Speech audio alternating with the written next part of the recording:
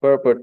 As explained in text 32, even great personalities empowered by the Lord are free from the laws of karma.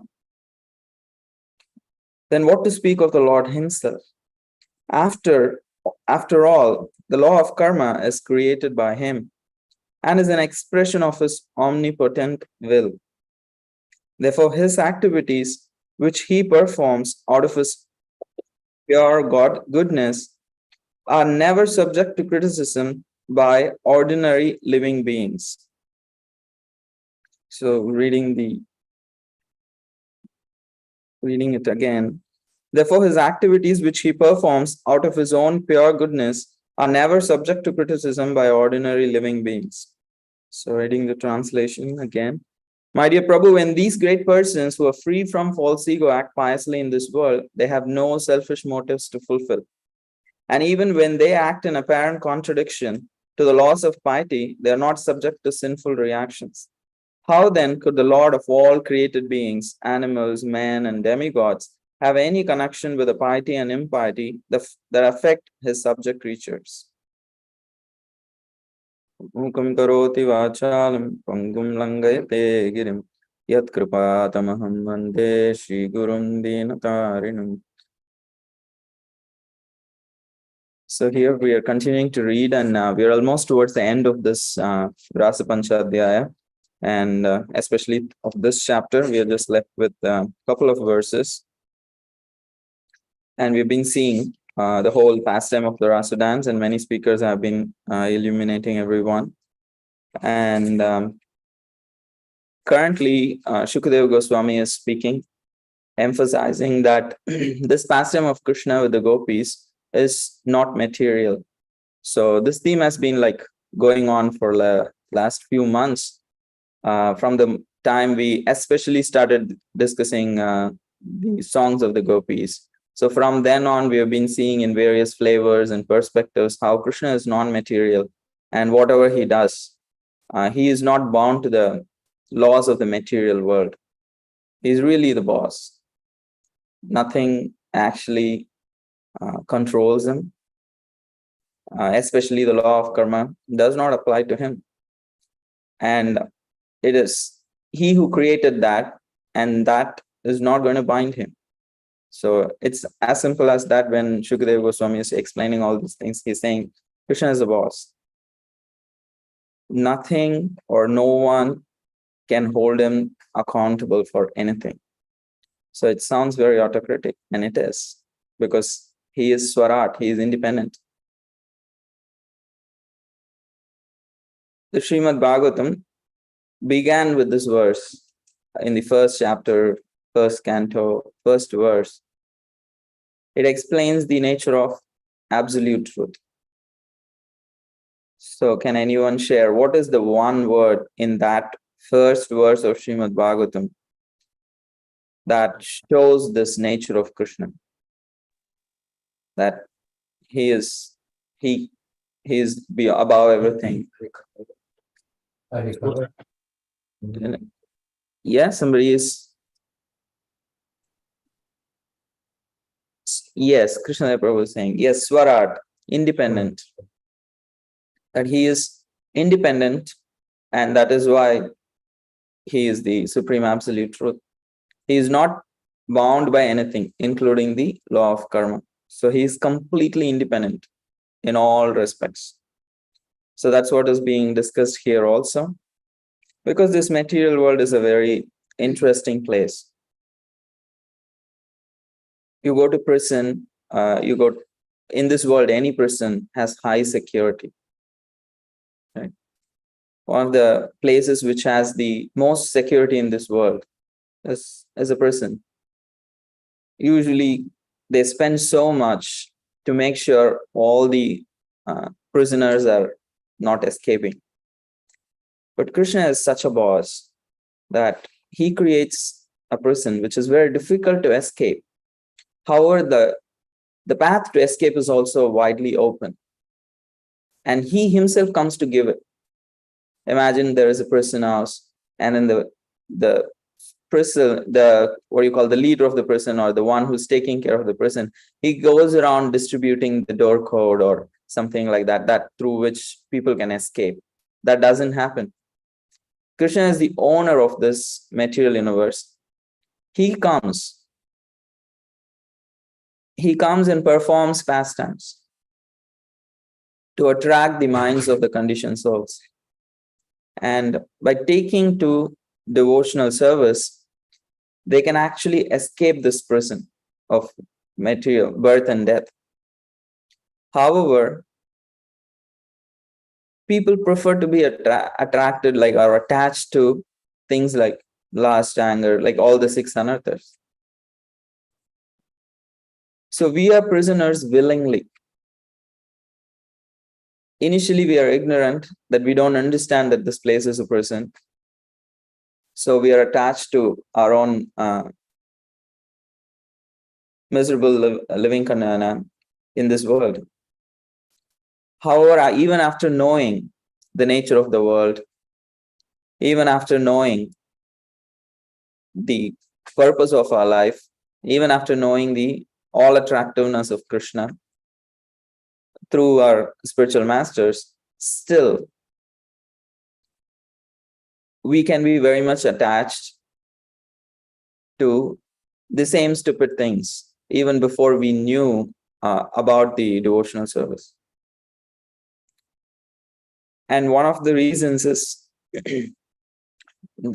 because there is a tendency to enjoy. Because of that tendency to enjoy, our intelligence is bewildered.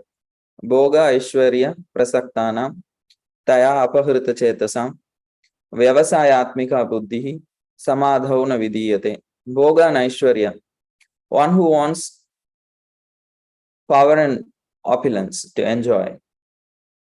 Because these are 2 greatest addictions.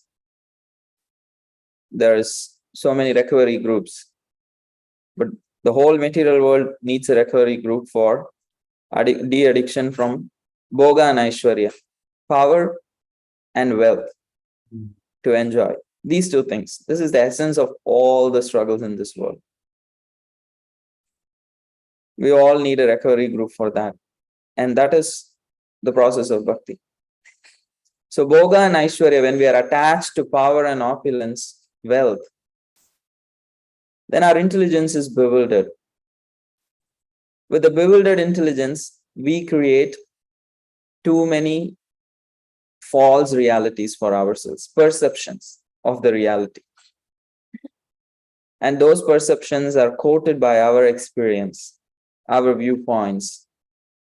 Like recently, I was speaking in another place, and the topic had nothing to do with Ras Leela. And for some reason, I usually want to stay away from such topics in public. So I was very careful not to speak anything controversial or anything. I just wanted to share whatever was the topic given to me. I stuck to it. I spoke to that particular topic. But sometimes what you want to run away from follows you perfectly. So then there was one person in the audience, and they asked me, you are Hare Krishna, so I have a doubt. And I'm like, okay, what are they going to ask? Like, why is your head shaved, or why do you dress funnily? I don't know what they're going to ask, but I was like, okay, let me ask. Yes, no problem. Of course, I'm forced to say that in the public. I said, okay, no problem. So then they asked me, I hear that your God Krishna dances with 16,000 girls in the middle of the night. I'm like, oh my God. Why is this question? Because it's a very newcomer program. So I'm like, why is this question coming here? And then I'm already thinking of so many things. Like this is the topic going on here. I'm thinking, oh, I should be saying that Krishna, God is supramundane and all these things I should be saying. So, and then I'm also attentive to the question because I need to know the question to answer it. So, but it's on side by side, my mind is racing to also again answer already whatever they have so far asked. So then the question is, he is dancing with 16,000 gopis. but you guys also worship another lady along with Krishna. So I said, yes, that is Srimati Radha Rani, so Radha. So then like they asked me, does she dance with 16,000 men? I've never heard a question like that.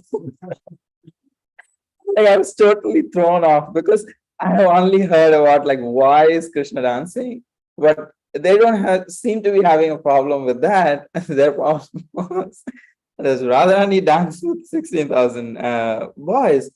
I was like, okay, I really, I could not think immediately. Like at the same time, I didn't want to show anything that I'm like so shocked by the question. I'm like, okay, so I'm just really thinking like, and I really wanted to understand where is this person coming from, because the question is not always about the question that they are asking. It's about the experience in their life. It's about a perspective they have painted of the reality or their own perspective of the reality in this world. All our opinions are all shaped by our experiences. We are a product of our circumstances, association, upbringing, and the past karma. It's a complicated combination of all of these things. So I was wondering, so what is making this person think this way? Because I would say it's a common sense question. And on the other hand, so I was just like trying to understand why is this person coming? Where is this person coming from? So, and then I was trying to explain how there is energy and energetic. There is no difference from Krishna and the gopis. Recently, Vasudeva Prabhu was giving this nice class, and the verse was like how Krishna is playing with these gopis who are like a person playing with his own reflection in the mirror. So they are non-different from him. So the main thing that I really wanted to get across in that particular group was God is one, and he manifests eternally as two, as Radha and Krishna, as male form or the female form, or the just for the sake of having reciprocation. And that is the purpose of his existence, to enjoy. And that's what he is doing. And then he comes, they both can combine sometimes, and then they come as Lord Chaitanya to give that path to reawaken the love in our hearts. That is what we are hankering for. So here, all these people in this world who misunderstand the actions of Krishna, they misunderstand the activities of Krishna with the gopis or with other devotees or any other great personality like Lord Shiva or Lord Ram. Why they did that? Why did they do that? And I'm like, you don't even have actually a purview to ask why. Because the curiosity, the intentions to be clarified and to develop more faith, doubts can be asked. But in a mode of challenging, why did they do without my permission? Sorry, he does not need your permission to act in any way. Please get it right.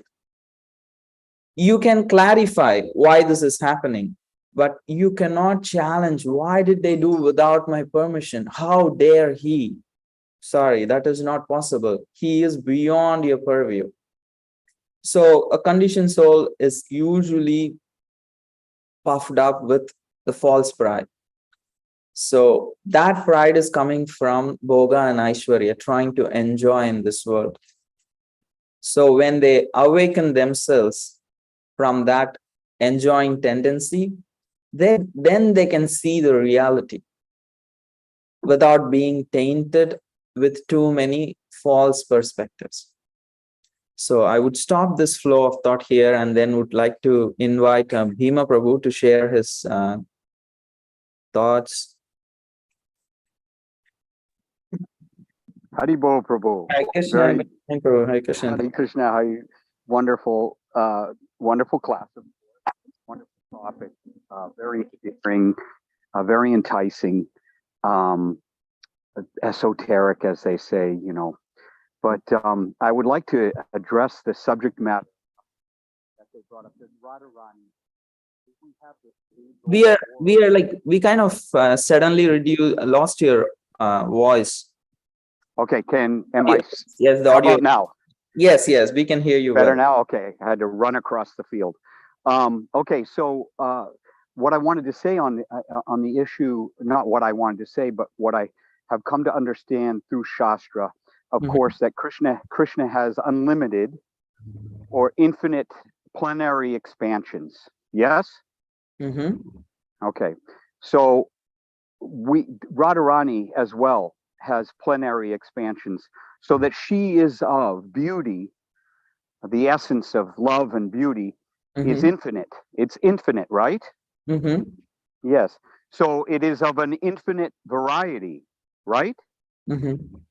So that Radharani indeed has not only taken on an infinite variety of forms of bhakti, vis-a-vis the gopis and the manjaris,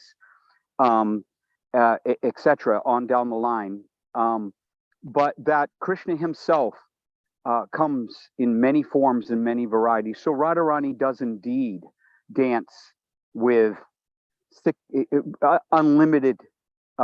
That's the whole ras. I mean, we can concentrate on the cynosure of the ras dance, which is Krishna in Goloka with Radharani and the gopis, and then we can go outward into that infinite variety, which is that rasa dance is everything that is happening. Krishna is constantly dancing with the Shakti, the Ashwaya Shakti, the Hladini Shakti. That dance is going on. So the answer that one could give is yes, indeed, Radharani dances with an infinite variety of Krishnas.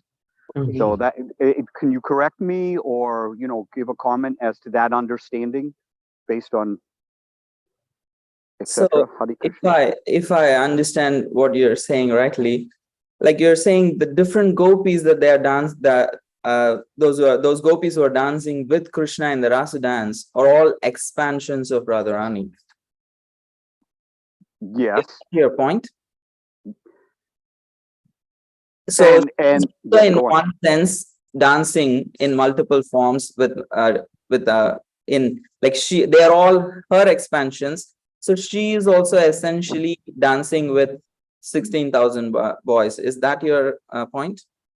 And that even Krishna himself, no, it may be Krishna at that time under the full moon, but it also can be Lakshmi with Narayan. It can also be Rukmini with Dwarkadish. Okay. That. Yes. I got it, bro. The question was specifically about the rasa dance. Krishna has multiple ways of expanding himself. So when he expands identically similar forms, they are considered a special kind of expansion called as Vilasamurtis. They are in one sense non-different. They only manifest when they need to actually manifest like that. So the manifestation of Krishna in rasa dance is Vilasa expansions, but they are identical. They are one person. However, when we say Radharani expands as gopis, they are individual personalities. They are not of the same category. They are not replicas of Radharani. They are expansions of Radharani. They have individual taste. They have unique perspectives, personality. And that is how Krishna can enjoy unlimitedly with unlimited varieties of moods and personalities. So they are not identical expansions of Radharani. However, Krishna is in the rasa dance. All the Krishnas are identical expansions of himself. They are called a specific expansion called as Vilasamurtis.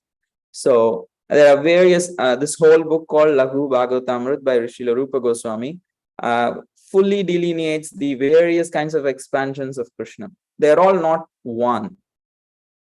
So in one sense, Radharani herself is an expansion of Krishna because she is the manifestation of his potency.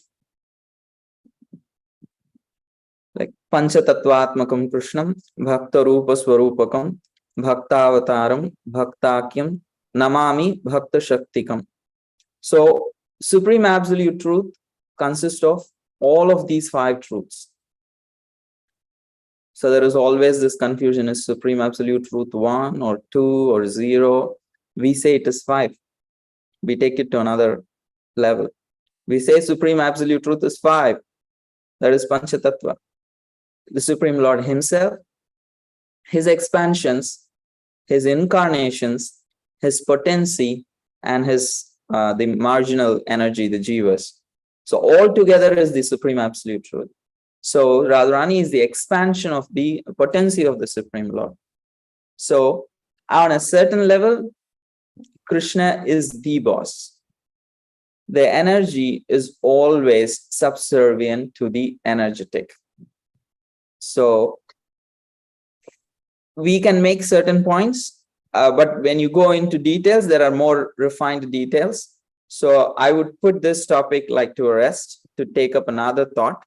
So the idea is Radharani is not dancing with multiple Krishnas. It is possible for her to expand like that, but is usually in the rasa dance that we are discussing, they are actually expansions of Radharani, but they are not identical expansions of Radharani. They are not like how Krishna has expanded in the Rasa Leela. That is not the same way the gopis are expansions of Radharani. Prabhu, does Krishna, when he's dancing with the gopis, has a unique, this is obviously a unique mystic potency that he is doing. Mystic potency, it is his natural potency. Right, natural. I'm sorry. I don't mean to say that, but I'm just saying one of the siddhas is of mystic expansion, is expanding exact replicas of oneself. But that does not mean that each replica can be acting in a different way. But with Krishna, he acts in a unique ras with each gopi. With Vishaka or Lalita, he may be acting in a humorous ras, etc. So there is sort of like it's simultaneously Krishna as himself, but it's a different Krishna. Do you understand what I'm saying? It's Krishna acting in a different way on a different. Oh, I can be polite and say yes to everything that is being shared here, but I'm also obliged to share what is given in the scriptures. So by nature, the Vilasa expansion is identical. We don't need to create any new reality to it because none of us know anything about it on a certain level. Our information comes from the scriptures and we need to stick to it on a certain level. So, thank you. So, I do have Adipurush Prabhu, but before that, people have raised hands here. So, Jeffrey Prabhu and Mother Gail.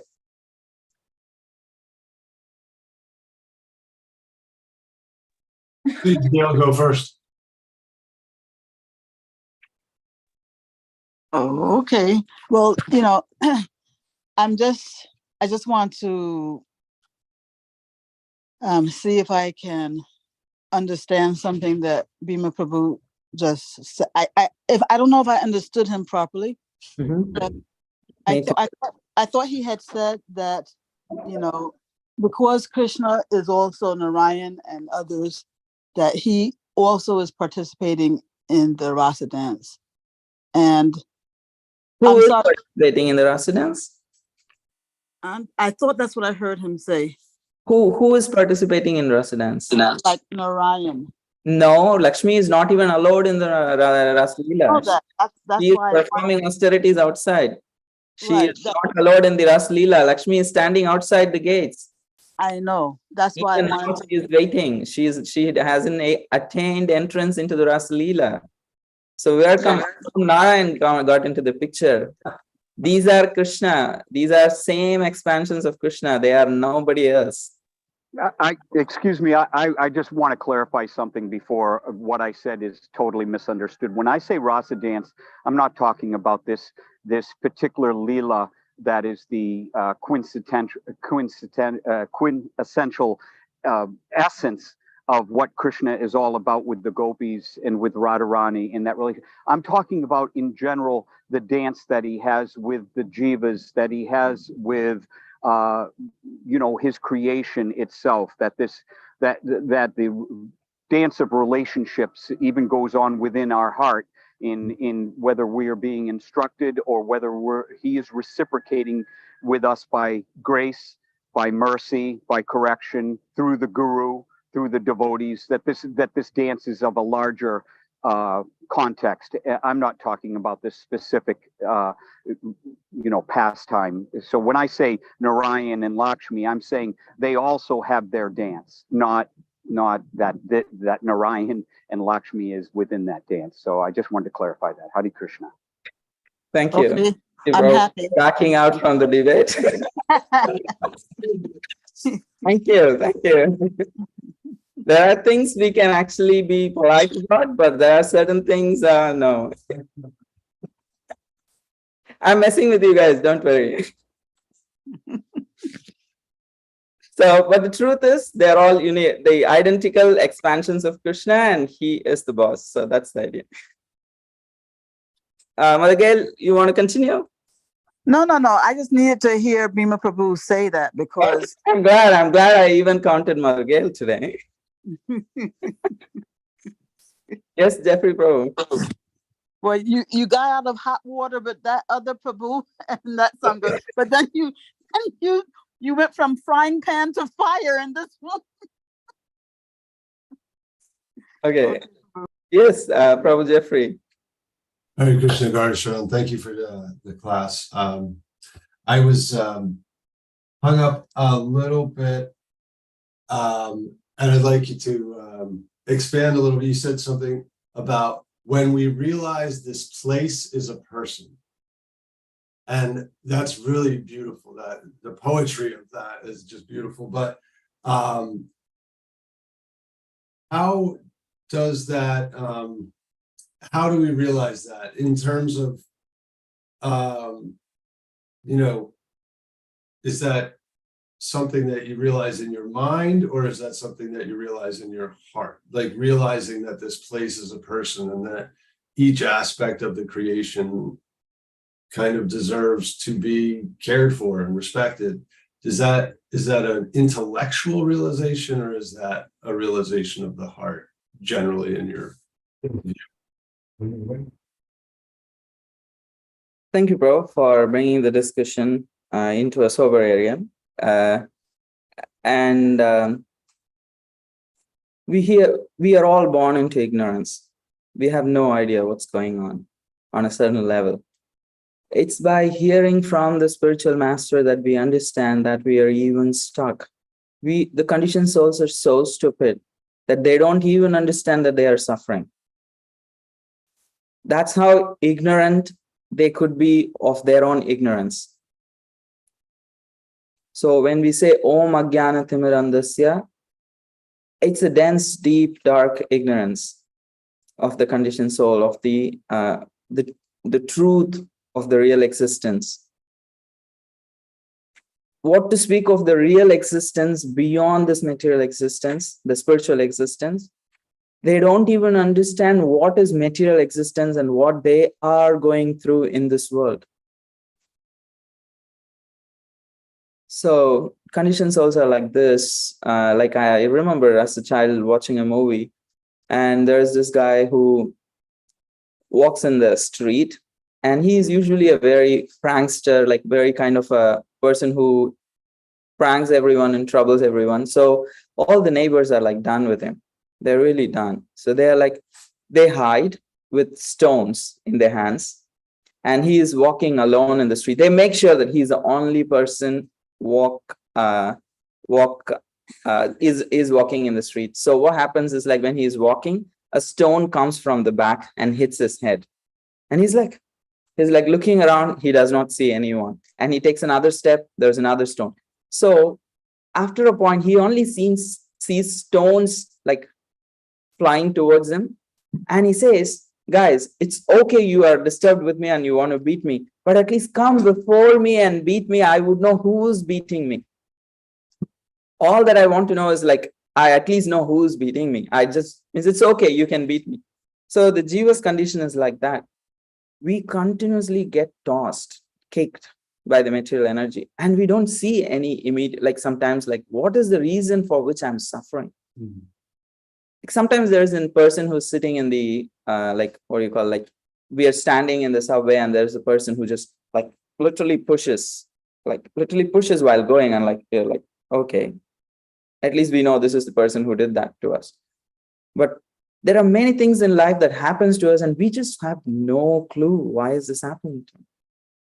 And there is no immediate causes in certain ways to blame also. So the deep ignorance of the conditioned soul is, it cannot even understand that it's in a prison and going through punishment.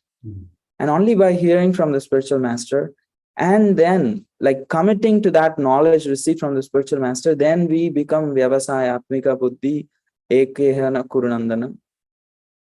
So then with that one-pointed intelligence, we take the words of the spiritual master seriously, because what reality can I understand? How significant am I to understand anything properly? So when we have that initial knowledge and the awakening from the spiritual master and we apply ourselves sincerely, as Anandaloka Prabhu was sharing here when you were asked, after you asked the question, like it manifests in our hearts. We start seeing the reality somewhat. To the degree we are cleaning our hearts and the consciousness, to that degree, it becomes a reality that we can perceive. Because a person can look at a lusty thing or a lusty feeling and think this is for my enjoyment, can approach that object as an object of enjoyment. However, as a practitioner understands, this is not my object of enjoyment, this is another shackle. I'm voluntarily putting myself into the prison and locking the shackle by again engaging in it. So we come to see these things as not objects of enjoyment, but objects of distraction. That shift needs to happen. So I run away from things that I would like to materially enjoy because, oh, they are distractions, they are Maya. I just have to, like, in a sense of like, they are actually distracting me. Actually, I'm attracted to it.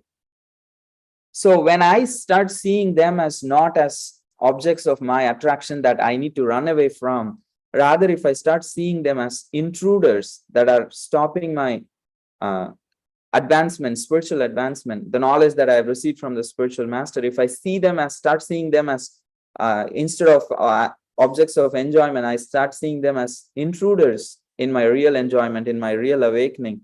So then we can be much more careful and we can see the world.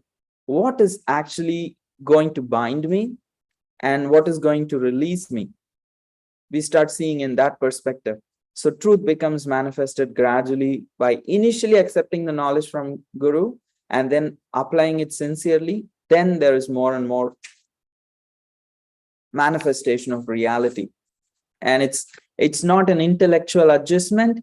It's a honest expression of the heart, because I love Krishna. So I don't want anything stop me from my relationship with Krishna, anything distract me from my relationship with my spiritual master. I don't want anything come in way in that relationship that I'm trying to invest and reawaken. Hare Krishna, Prabhu. Thank you. That was beautiful. Thank you. Hare Krishna. So I would like to invite Anandaloka Prabhu, who raised hands here. Okay, Adipurush Prabhu, yes, please. Hey, Hare Krishna, marvelous class. You danced very delicately through dangerous ground there, controversy with, and your own personal sincerity. Your guru is empowering you to speak with great wisdom and clarity. There's a lot of dancing going on, right? And Prabhupada said, not only we don't know the answers, we don't even know the questions, right? People ask the most unusual questions by Krishna's arrangement. And somebody asked me a question recently, I think that God is a woman, with great conviction. I see men, and obviously women are superior, and obviously the feminine aspect is much more attractive, and superior in every way. And therefore, I'm convinced that God is a woman. What do you think of that? I said, well, I'm not, even not right now, I'm not sharing what I think. I'm praying to my spiritual master, what would you like to say? And like he was saying, we only are referring to what we've heard from scripture. So the confusion comes in with this idea of woman, man, masculine, feminine. And the English language is limited.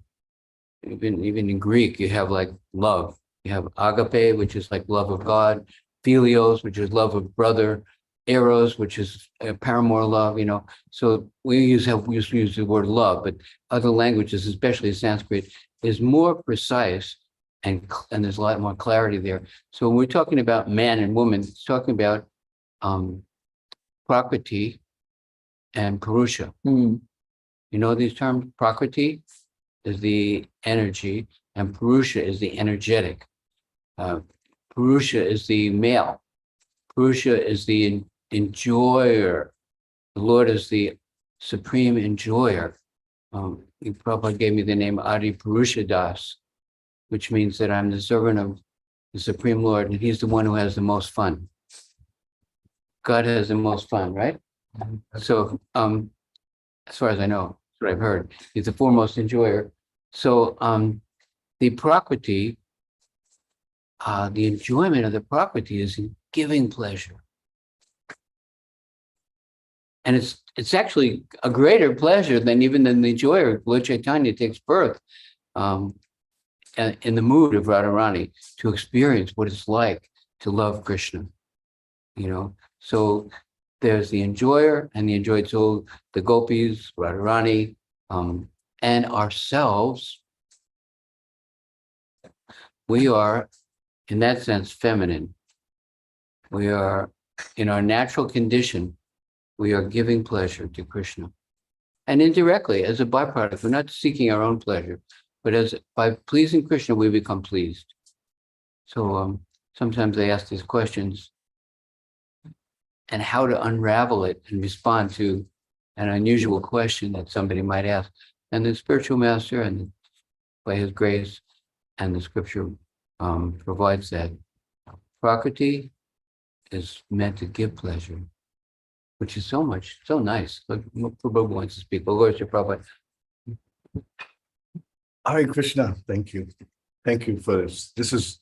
I have to reiterate my point that this topic is a very, very esoteric subject matter. And it's, we can't, with our limited intelligence, try to figure it out in here. We have to understand it from here. And as Gaura Prabhu was saying, if we're following the instructions of Guru, and those instructions are, what are those instructions? Following the 4 regulating principles and taking a vow. We've taken a vow in front of our spiritual master. We've taken a vow in front of Prabhupada, those who are Prabhupada's disciples. We've taken a vow in front of the deities, and we've taken a vow in front of each other when we say, I'm going to do this for the rest of my life. And I have to say again, we can't rush this process. Everybody starts at the starting line, but everybody moves at a different pace. This, Prabhupada warned many times the danger of trying to figure this out. And I've had personal experience and when Prabhupada was here, I remember there were some devotees who were trying to dive into this relationship, this understanding, this, and Prabhupada cautioned many times, because we're not, we're not on that purifying level where we can really perceive and understand what unfolds in this relationship. So we have to be very, very, very careful. And it seems to be an attitude now that, now we have more knowledge, we have more way of advancement, we understand more, so now we can figure this out. And I think we need to really be very, very careful especially if we're not sincerely following those initial instructions. The other day I said, you know, about, you know, okay, we're running out of time. So the basic point is this: Krishna will reveal to you when you're ready to understand through your heart. It's like going to school. You know, when you're in the 5th grade, it's very hard to understand matters of someone who's in the 12th grade, even though you may be exposed to that information. So I think we need to just be very patient and follow very, very sincerely what we can understand, and those things that we cannot understand. When Krishna sees that we're ready to understand those, and between Krishna and Guru, through our heart and our sincerity and purity is the form. Thank you, everyone. Hare Krishna. We'll be here for darshan.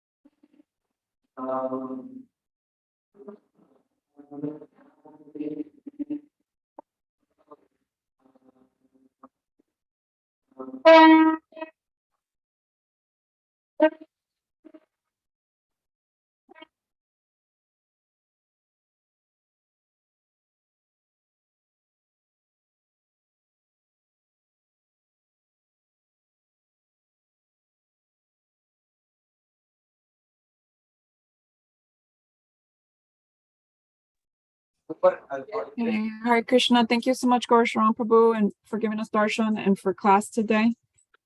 Gail still has her hand up. I don't know if Yes, you have I time do. to take the question Oh, or if we Thank you, can. everyone. I'm going to leave the call. Yeah, you got to go. Continue Okay. the morning program. Thank you so much. Yes. Haribo. Hare Krishna. Hare Krishna. Okay, sorry everyone. So Gaura Sharana Prabhu has to leave, so he's not available to take more questions. Is Adi But if, Purusha Prabhu available? Adi no, Purusha they Prabhu? disconnected. Oh, okay, okay. Yeah, but if you can ask tomorrow's speaker, Mhm. unless it's a reflection, but if it's a question, No, it might be no, best. no, to no. leave it for Yeah, tomorrow. it was a question. Actually, I wanted to reconcile the last two comments put in the chat, one of which was yours. Oh, okay, And yeah. So let's wait until tomorrow because we don't want to confuse anybody else more. So so yeah, remind us to try to ask that tomorrow to the Yeah. speaker, please. Okay, thank you, Damodar Okay. Priya. Can Okay, I well, can I say a Krishna, last thank you, closing everyone. word? And Haribo? as long as you're not gonna set fire to anything, Bhima. I'm too tired to deal with vampires. It's exactly the opposite. Okay, go for it. I trust you. I really think that all our answers are taken in the darshan. We see Radharani next to Krishna, Radha Murlidhar. We see them standing side by side, and then we see Gauranga. We see Lord Chaitanya there as the combination of them both. So as far as this masculine, feminine, Purusha, Prakriti, one is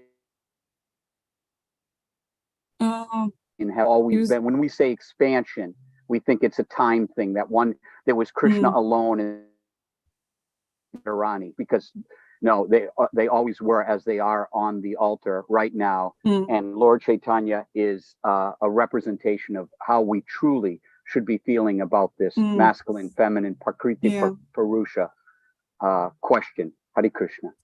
That's beautiful. Okay, well, thank you, Bhima. That's a beautiful way to finish it off. So thank you, everyone. But we do want to remember to ask some of these questions tomorrow for the speaker. So please remind me in the chat. And yeah, pray that I'm able to host tomorrow. Not you'll get your dear Paul Prabhu again.